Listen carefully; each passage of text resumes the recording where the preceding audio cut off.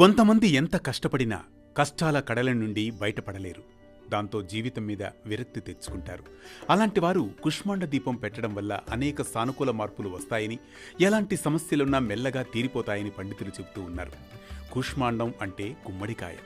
వీలైతే కాలభైరవాష్టమి రోజున లేదా బహుళ అష్టమి రోజున లేదా అమావాస్య రోజున సంకల్పం చెప్పుకొని కుష్మాండ దీపం వెలిగిస్తే మంచి ఫలితాలు ఉంటాయి.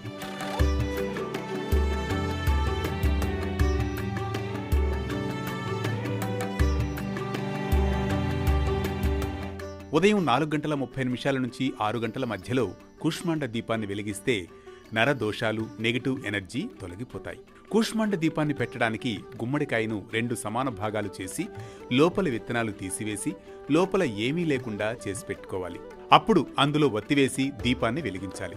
కాలభైరవ స్వామికి నల్ల నువ్వులు, నువ్వుల నూనె జోడించి చేసిన దీపారాధన అంటే చాలా ప్రీతికరం. ఇది చాలా శక్తివంతమైన దీపారాధన అని పండితులు చెబుతూ ఉన్నారు. దీపారాధన పూర్తయ్యాక ఈ దీపానికి పంచోపచార పూజ చేసి 11 సార్లు కాలభైరవాష్టకం చదువుకోవాలి. ప్రసాదంగా ఎండు ఖర్జూరం సమర్పించాలి. కుష్మాండ దీపాన్ని వెలిగించిన ఇంట్లో భయం, పనుల్లో అడ్డంకులు, శత్రు సమస్యలు వంటివి తొలగిపోతాయి. కాలభైరవుడి ఆశీర్వాదం రక్షణ కవచంలా వెన్నంటే ఉంటుందని నమ్ముతారు. రాహుకేతు, శనిదోషాలు, నరఘోష, నరదృష్టితో బాధపడేవారు, గ్రహ వాస్తు పీడలతో ఇబ్బంది పడేవారు భక్తి శ్రద్ధలతో కుష్మాండ దీపారాధన చేయడం వలన జీవితంలో దోషాలు పూర్తిగా తొలగిపోతాయని మన పురాణాలు చెబుతున్నాయి.